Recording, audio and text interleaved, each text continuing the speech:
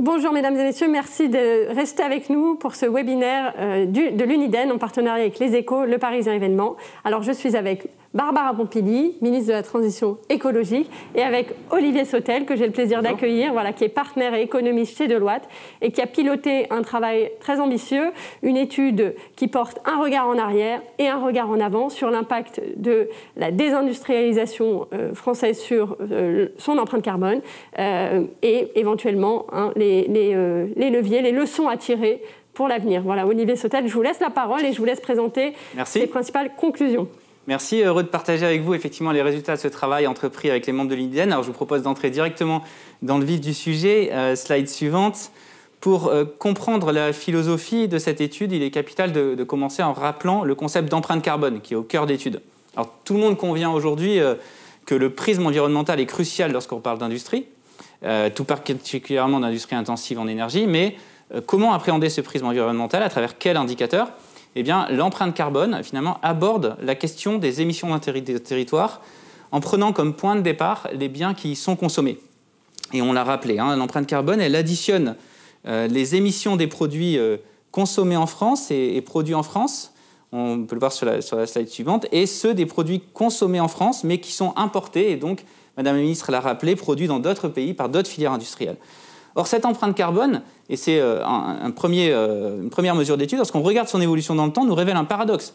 Alors que le recul relatif de l'industrie française, mais aussi ses progrès technologiques, s'accompagnent d'une réduction des émissions de la production intérieure, l'inventaire national a diminué de plus de 17% entre 1995 et 2015, et bien dans le même temps, l'empreinte carbone augmente sous l'effet effectivement des émissions importées via les biens consommés en France, mais produits dans d'autres géographies.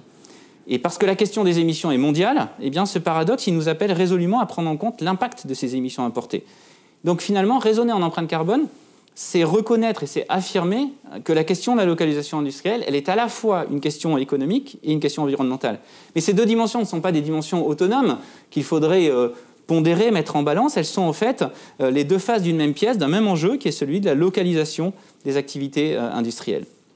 Alors, slide suivante, c'est dans ce cadre, dans cette logique que nous avons, qui combine impact économique et impact environnemental, que nous avons mené avec 7 filières et l'aide de l'Uniden, donc l'acier, l'aluminium, le ciment, le papier, le PVC, le sucre et le verre, là, une double analyse de dynamique industrielle, rétrospective, vous l'avez dit, sur le mouvement de désindustrialisation, sur 95-2015, prospective, avec les impacts potentiels d'un redéploiement industriel à horizon 2035.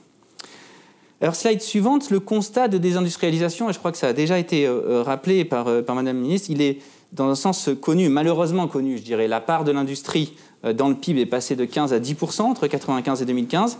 Et aux bornes des filières qui nous intéressent, le déclin est encore plus net, plus brutal, puisque la part des 7 filières considérées a été divisée par 2 sur la période. Alors, cette désindustrialisation, elle a plusieurs sources. Elle a des sources structurelles. C'est en partie dû à la tertiarisation des économies, au transfert aussi statistique d'une partie des activités industrielles vers le secteur des services. Ces évolutions structurelles, elles ne sont pas amenées à se renverser, même si on peut penser qu'elles ne s'amplifieront plus à l'avenir, mais dans tous les cas, elles ne sont pas au cœur de l'étude. Ce qui est au cœur de l'étude, c'est la dimension, qui est une composante importante de la désindustrialisation, la dimension du commerce international. C'est la dégradation de la position de l'industrie française dans la concurrence internationale, qui s'est traduite par la pénétration accélérée des importations. Et c'est cette dimension que nous avons ciblée dans notre analyse. Alors, slide suivante, en faisant tout d'abord le constat de la dégradation des soldes commerciaux pour la quasi-totalité de nos filières. Sur les deux graphiques qui sont ici, sur le graphique de gauche, vous pouvez observer que, à l'exception de l'acier, qui est un cas particulier, il faudrait revenir en détail avec une très forte intégration européenne de la production, oui. À cette exception-là, toutes les filières se situent sous la ligne de partage horizontal, ce qui signifie qu'elles ont vu leur solde commercial se dégrader.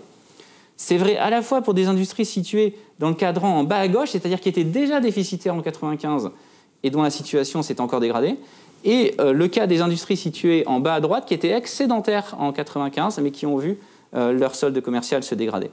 Et lorsqu'on s'intéresse, vous voyez sur le graphique de droite, comme l'a fait l'étude, aux partenaires commerciaux qui sont responsables de cette dégradation, on retrouve là encore des pays avec lesquels nous étions historiquement déficitaires et où la situation s'est aggravée, tels que par exemple la Belgique, les Pays-Bas ou le Brésil, mais aussi beaucoup de pays avec lesquels nous étions excédentaires ou équilibrés en 95, comme l'Italie ou l'Espagne, et même la Chine, et avec lequel, en revanche, nous avons connu une forte dégradation.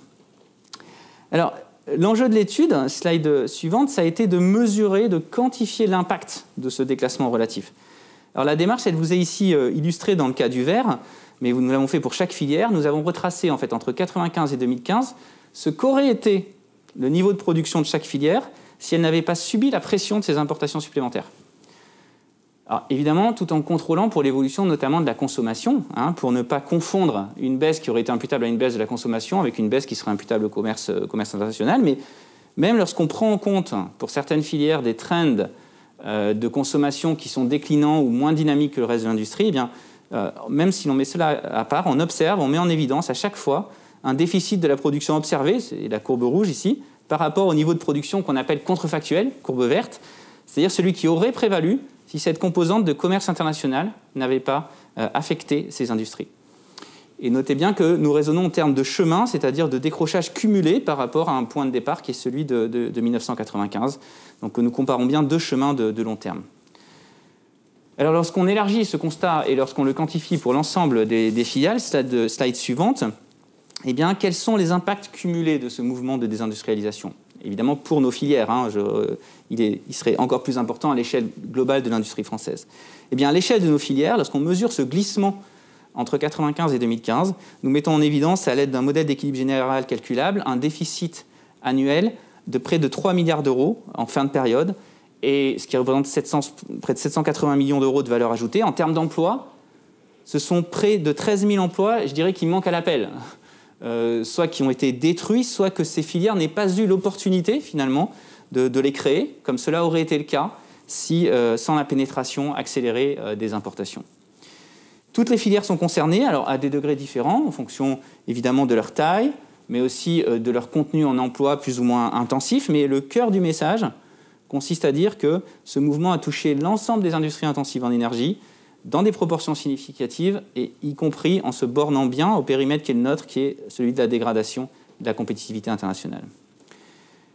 Dans la slide suivante, on peut voir cette dynamique aussi, c'est-à-dire lorsqu'on observe non seulement maintenant le point d'arrivée, mais aussi la dynamique de ce décrochage, on peut finalement distinguer trois phases finalement. Une première phase de décrochage assez régulier, assez rapide, au cours des années 95-2007, une période heurtée de double crise mondiale d'abord, puis européenne, entre 2008 puis 2010-2011, qui voit s'alterner des creusements importants, un rebond en 2009, puis un nouveau décrochage très fort en 2010-2011. Et rappelez-vous que ça avait beaucoup marqué aussi l'opinion à ce moment-là. Et troisième phase, à partir de 2013, je dirais une stabilisation, une timide reconquête, mais en restant sur un déficit d'activité d'emploi significatif. Ce constat sur l'impact économique, il est plutôt connu. Et dans la slide suivante, il avait déjà été fait au niveau global. Notre étude l'illustre rigoureusement pour ces industries, mais ce qui a été moins vu, moins analysé, c'est la dimension des impacts environnementaux de cette désindustrialisation. Et un des apports importants de l'étude, c'est d'avoir mené cette estimation en termes d'empreinte carbone. Pour chaque couple produit-pays, nous avons mesuré le niveau de production française qui a été substitué par des importations, et nous avons ensuite appliqué à cette production substituée l'écart moyen d'émissions, d'intensité d'émissions. Cet écart dont parlait Madame la Ministre tout à l'heure, nous l'avons appliqué pour finalement mesurer à chaque fois l'évolution de l'empreinte carbone due à cela. Et donc nous sommes appuyés pour cela d'un côté sur les données de douane, de l'autre sur des bases de données relatives aux émissions sectorielles, et également, le cas échéant, en le complétant, en l'affinant par des analyses d'émissions que nous avons menées, dont je reparlerai tout à l'heure. Et slide suivante, vous pouvez en voir les résultats. Cette démarche, elle nous a permis de montrer que cette désindustrialisation, en fait, elle s'est traduite par une augmentation de plus de 50% de l'empreinte carbone sur ces volumes de production substituée. Avec à la fois des forts volumes, parfois des forts volumes substitués et un écart moyen de 40 à 80% pour certaines filières, et puis dans d'autres cas, comme ici vous le voyez sur le graphe pour le PVC, des volumes de substitution plus restreints, mais des écarts d'émissions encore plus élevés, allant jusqu'à 140%. Et au total, l'étude estime à plus de 2 millions de tonnes en équivalent CO2 l'impact environnemental de ce mouvement de délocalisation.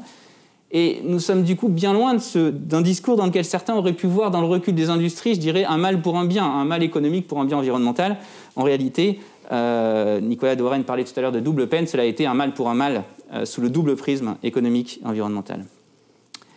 Dans la slide suivante, un mot plus rapidement sur la distinction entre partenaires. Vous voyez qu'on distingue d'un côté des partenaires extra-européens qui sont minoritaires en termes de volume de production substituée, puisque notre commerce est surtout d'abord avec les pays européens, mais avec des différentiels de niveau d'émissions extrêmement élevés. Et donc assez désastreux du point de vue environnemental. Et de l'autre, des partenaires européens, et c'est aussi un apport de l'étude, qui ont beaucoup pesé quantitativement en matière de volume substitué, mais qui ont aussi des surcroîts d'émissions plus limités, mais qui existent et qui contribuent, in fine, également significativement à l'augmentation de l'empreinte carbone de la France. Alors, de ce constat sur le passé, nous avons voulu le compléter, slide suivante, avec un focus sur des comparaisons de niveau d'émissions entre produits de référence. Donc, des analyses granulaires pour des produits emblématiques de chaque filière vis-à-vis de plusieurs partenaires commerciaux. Alors, nous n'avons pas aujourd'hui le loisir de détailler ce résultat filière par filière, et mon collègue Julien Paulou, qui a dirigé cette partie de l'étude, qui ne pouvait pas être là aujourd'hui, il ferait mieux que moi, mais retenez que l'étude confirme, dans une analyse à date, centrée sur les phases de production et de transport, que la France, qu'une production en France est quasi systématiquement et nettement préférable à une production importée en termes d'émissions carbone. Les écarts peuvent être massifs, vous le voyez ici sur le graphique, par exemple, dans le cas de l'aluminium avec la Chine, par exemple, ou c'est également le cas de la PVC. Ils sont en général plus réduits avec nos partenaires européens, mais vous voyez que, par exemple, l'écart est très fort avec l'Allemagne dans le cas de l'industrie du papier. Alors, il faut retenir, au-delà des données propres à chaque filière, il faut retenir plusieurs messages. L'importance du mix énergétique faiblement carboné de la France, et Madame la ministre en a parlé, qui joue incontestablement. Un avantage pour certaines filières associées à la production de chaleur. Slide suivante, on peut également faire un constat important, c'est que la France est généralement, mais pas toujours, en avance du point de vue de l'efficacité environnementale des procédés, ce qui soulève l'importance des investissements à venir pour certaines filières, et puis la problématique des transports, qui parfois peut peser.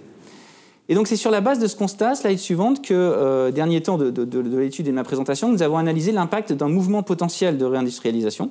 Pour chacune des filières, nous avons calibré un scénario possible de reconquête industrielle sur la base d'un rééquilibrage en matière de commerce international. Soit vis-à-vis de tous les partenaires de la France, avec laquelle la France était déficitaire, c'est le cas pour le verre, c'est le cas pour le PVC, soit sur les seuls partenaires extra-européens, c'est le cas de l'acier. Dans d'autres cas, pour mieux s'adapter à la réalité de la filière, nous avons restreint l'objectif à une réduction du déficit commercial, c'est le cas du papier, ou à une partie seulement des produits, c'est le cas de l'aluminium, où on s'est intéressé à l'aluminium primaire.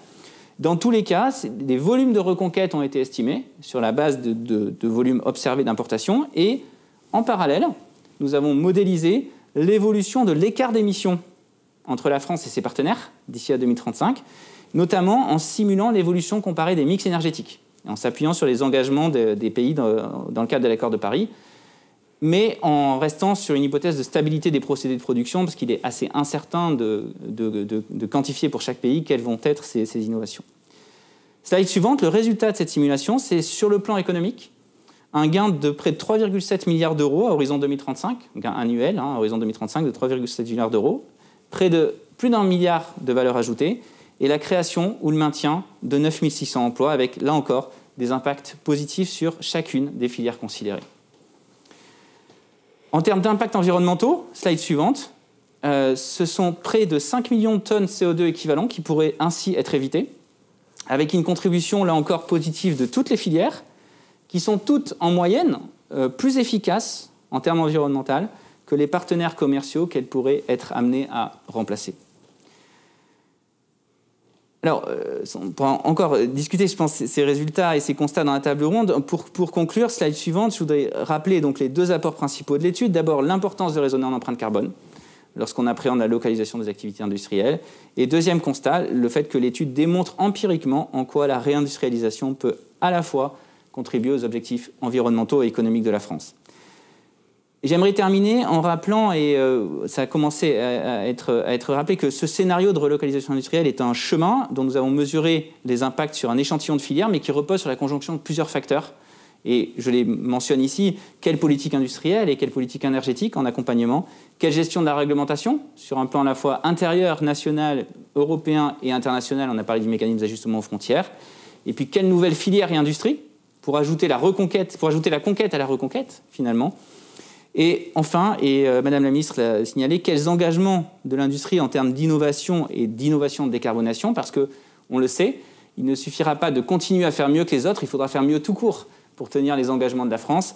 Et c'est aussi un sujet majeur à la fois de préoccupation et d'initiative des filières industrielles que nous avons regardées. Voilà autant de chantiers à venir pour à la fois, je dirais, soutenir et compléter les perspectives quantitatives que nous avons tracées. Merci beaucoup Olivier, merci, c'était très clair, très instructif. Je ne sais pas ce que vous en avez pensé, Madame la Ministre, mais j'ai trouvé ça très instructif. J'ai retenu un chiffre assez impressionnant, il faut dire, hein, plus 50% de hausse de l'empreinte carbone liée au volume substitué à l'export. À l'international par rapport au volume produit en France dans la période antérieure. Madame la Ministre, une question pour vous. Dans l'accord de Paris, on parle de réduire les émissions nationales. On a vu avec cette étude l'importance de la notion d'empreinte carbone. Est-ce qu'on se trompe de cible ? Comment combiner ces deux cibles, les émissions nationales d'un côté et l'empreinte carbone de l'autre? Oui, tout d'abord pour vous dire et vous redire que sur cette présentation très claire, moi je suis en accord total. Il ne faut pas se tromper d'indicateur et l'objectif n'est pas de faire baisser les émissions en France. Pour les faire augmenter ailleurs dans le monde, ça n'aurait aucun sens. Et j'ai bien aimé l'expression qui a été employée tout à l'heure de double peine. Là, on est vraiment sur une double peine quand il y a une délocalisation, qui est une double peine économique et écologique. Et c'est prouvé dans cette étude, c'est très intéressant. Pour autant, vous le savez, la réduction des émissions sur le territoire national, ce n'est pas optionnel. C'est un enjeu de protection de l'environnement autant que de compétitivité. Et je suis convaincue, alors depuis très longtemps, et ça se confirme avec le temps, c'est que les entreprises qui réussiront demain seront celles qui auront pris suffisamment tôt le virage de la transition bas carbone. Et vous me demandez comment on concilie un petit peu tous ces enjeux. Eh bien, pour concilier ces enjeux, nous avons fait le choix, donc avec le plan de relance et avec Agnès, qui je crois va nous rejoindre tout à l'heure, de prendre le sujet à bras-le-corps, de nous inscrire dans une logique d'accompagnement des entreprises en mobilisant des moyens, parce que c'est des investissements au départ. Et je suis heureuse de voir que les projets sont au rendez-vous. Je vous l'ai dit tout à l'heure, déjà plus de 200 projets reçus par l'ADEME, mais ce n'est pas assez. Moi, je crois qu'il faut qu'on aille plus loin, qu'on poursuive dans cet état d'esprit de partenariat avec les filières et qu'on se dote d'une véritable feuille de route de décarbonation pour les filières les plus émettrices. Je sais qu'elles ont commencé à y travailler. J'ai rencontré un certain nombre des acteurs et nous en avons discuté parce qu'il reste encore quelques verrous et donc il faut qu'on les lève ensemble quand ils subsistent. Et vous pouvez vraiment compter sur mon ministère et son opérateur, l'ADEME, pour être à vos côtés. Je voulais juste vous dire merci pour votre invitation et pour cette présentation qui était vraiment très claire, très intéressante, vraiment très éclairante. Malheureusement, je ne peux pas rester, mon emploi du temps ne me le permet pas, je suis attendue au Sénat. Et donc, je vous souhaite une très bonne émission et je sais que Agnès Pannier-Runacher, à qui je passe le relais, pourra vous accompagner. Merci beaucoup et bonne journée. Merci beaucoup, Madame la Ministre. Merci d'avoir été avec nous pour cette présentation. Et comme vous l'avez bien sûr indiqué, Agnès Pannier nous rejoint dans quelques instants.